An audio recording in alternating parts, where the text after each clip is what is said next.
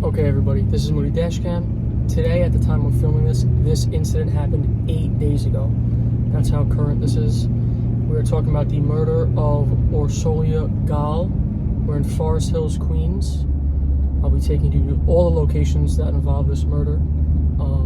She ended up being found in a hockey bag down the road from here. Let's flip this around and get into it. Follow me on Instagram at mooneydashcam, and always please leave suggestions for future videos in the comments. Alright, let's get into this. So, Orsolya Gaal was a 51-year-old mother of two.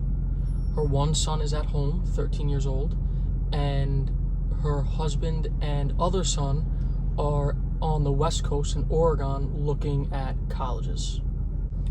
It's a Friday night. She just saw a show in the Lincoln Center in Manhattan with her friends at the Lincoln Center. And she stops at a place that she's like kind of a local at. She lives right in this neighborhood. It is called Forest Hills Station House. Once you make this left, you'll see the establishment. Like I said, right when we turn this corner, you'll see it on the right past the McDonald's. The staff was interviewed after, and they said that she was always very classy, always a nice lady, right there, Forest Hills Station House with the awning. Kind of ordered the same drink, was friendly with the staff, even that night, friendly with everyone. Everything was normal, and she heads home after that. So we're only about a half a mile away from her house. So she leaves the bar, she heads home. She gets home at about 12:20 a.m. Like I said, her son is home. Her 13-year-old son is probably already asleep upstairs in his bedroom. And about 15 minutes, 10 to 15 minutes after she gets home, her handyman, who she's actually been having an affair with for about 2 years on and off, his name is David Bonola, comes in. Now, like I said, they've been on and off, and they kind of got back together in the beginning of April, and then she broke it off. So he comes over to talk about their relationship or whatever that the content of that hangout might have been. But, you know, it's past midnight on a Friday night, Saturday morning, and nothing really good ever comes of that with a person you're having an affair with while your husband's away, while your son is upstairs sleeping. So it is unclear if he let himself in with a key. They had a key by the barbecue that he might have known about since he was the handyman, or if she let him in that night. But they start talking about their relationship, gets into a little bit of a heated argument. She asks him to leave multiple times. He obviously does not leave. He starts beating up on her a little bit, goes into the kitchen, grabs a kitchen knife. I have a picture of the actual knife that was used.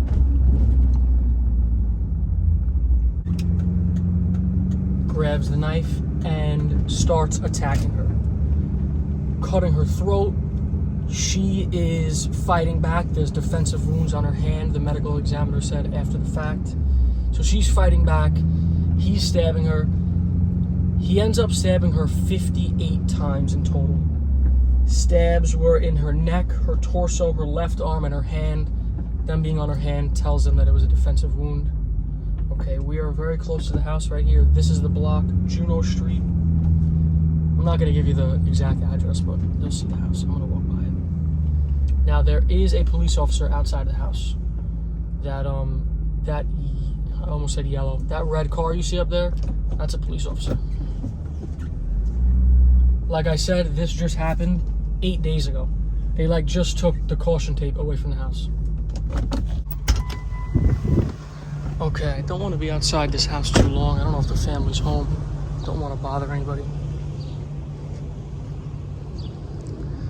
But it's not this house, that little point taken off the roof. It is the next house. There's actually flowers in front of it. Like I said, this is, you see the flowers right there? This is the house. So they went in the side door which is up the driveway. He went in the side door.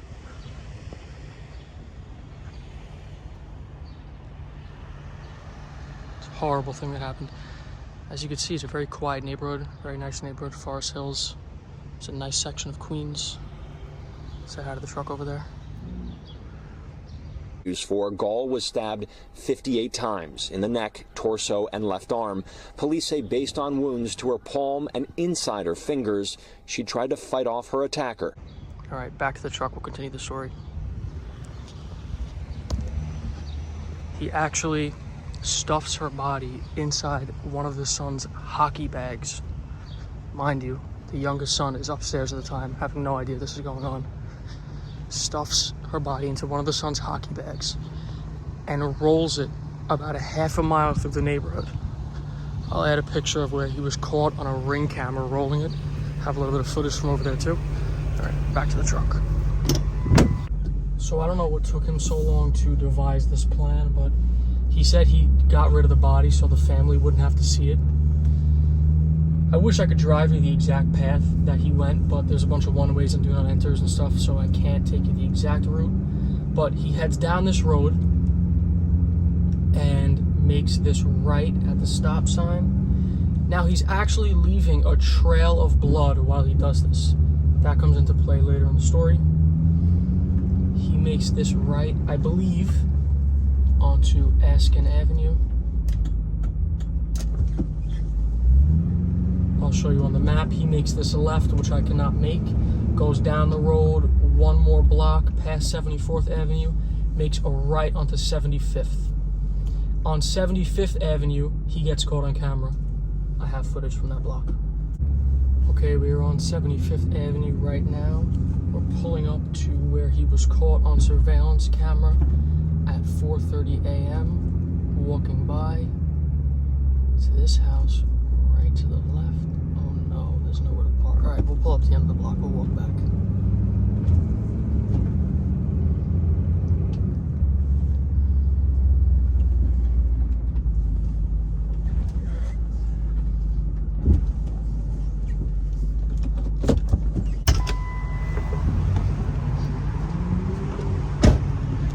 So you can see how nice and quiet of a neighborhood this is that he walked down.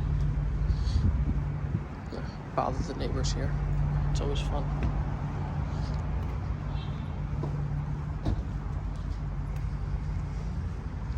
Yeah, he was caught on surveillance footage at 4:30 a.m. walking down this road on this exact sidewalk. So there was a trail of blood on the sidewalk not long ago at all. Ring camera from right there, you can see the camera. And this is the footage that it got. You'll be able to see that house with the chimney in the background, this light pole, that fire hydrant. Yeah, this was the route he took. Birds chirping in a Queens neighborhood just before sunrise on Saturday. Police sources say the person you see wheeling a duffel bag down 75th Avenue may be the person who killed Orsolya Gaal. Inside the bag, our sources say, is Gaal's body. Multiple NYPD. The reason why I'm doing this part of the video separate is because this is not a drivable part. The one-ways don't let you come this way, so I can't take the exact path that he took while I'm driving. So I figured I'd show you this little snippet now. Okay, back to the truck.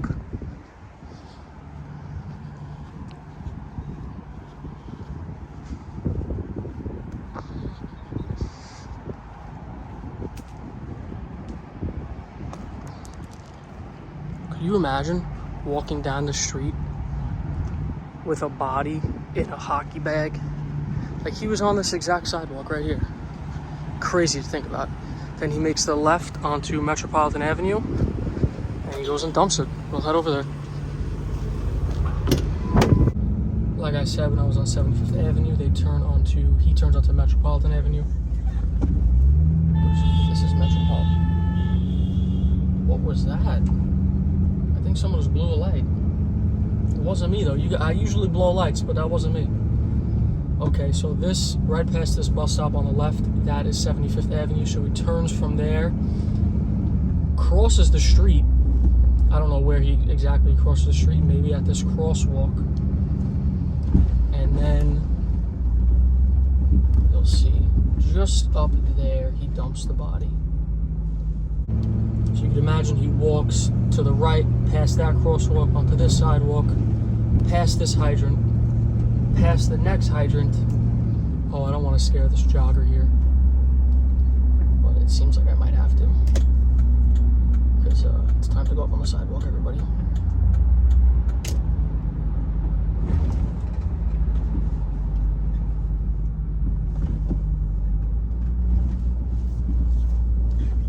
When there's no shoulder, you make a shoulder. Everyone knows that.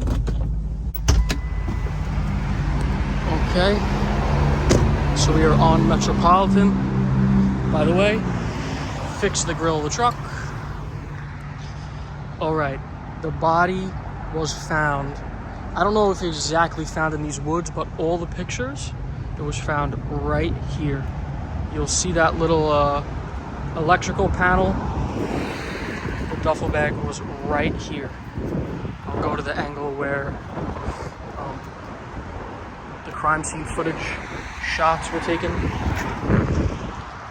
Just about there.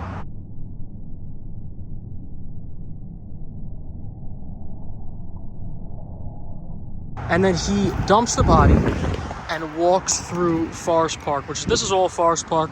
It goes along this way a little bit too.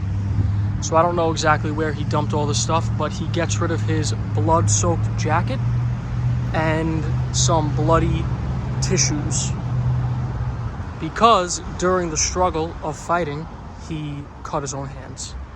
You'll even see at 6:05, surveillance footage catches him walking back to his apartment, and he has a bandage around his hand.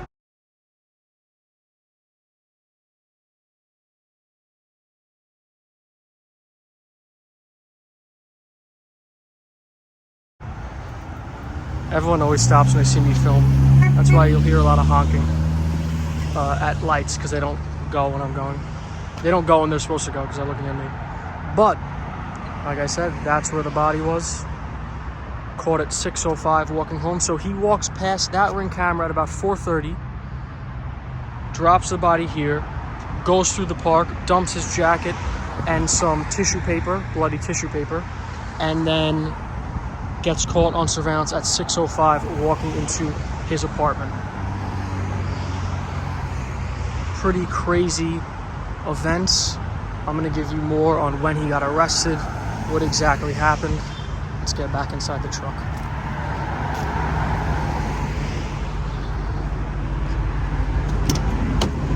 Let's get off the sidewalk. Try not to kill this moped driver.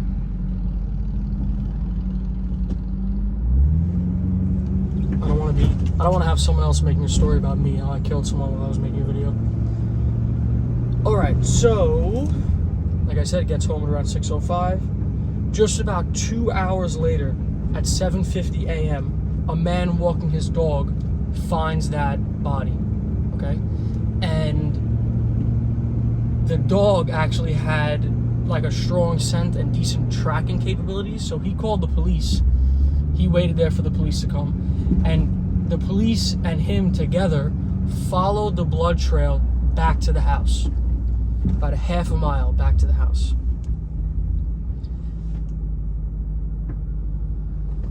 Now, for a couple days, they did not know who did the murder.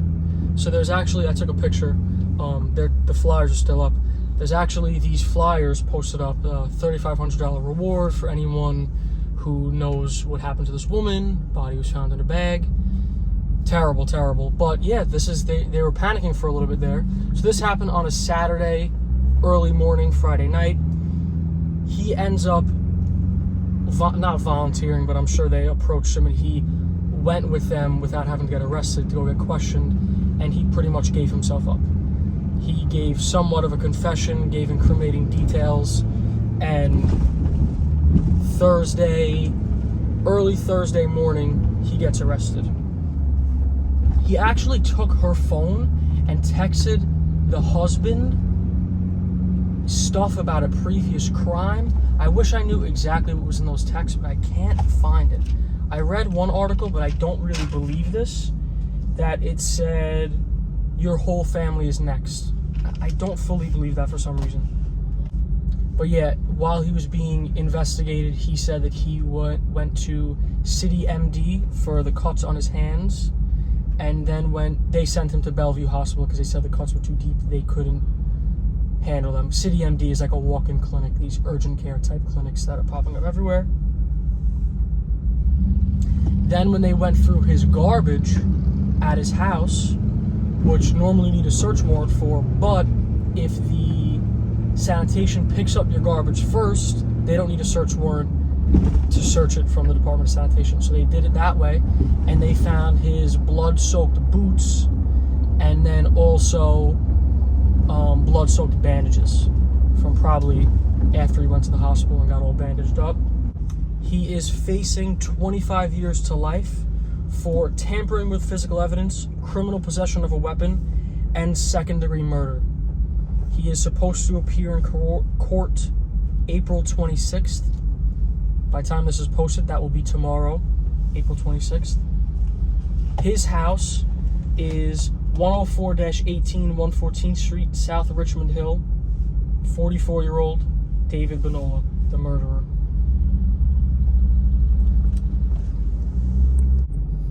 Okay, that is pretty much everything I have to tell you about this horrific murder. Story about an affair while the son's still home. She gets murdered. Horrible. But I hope you did enjoy. Interesting story. It just recently happened. This might be the most up-to-date I've ever done a story on anything. Like I said, the time of filming, it happened 8 days ago. I will see you guys in the next one.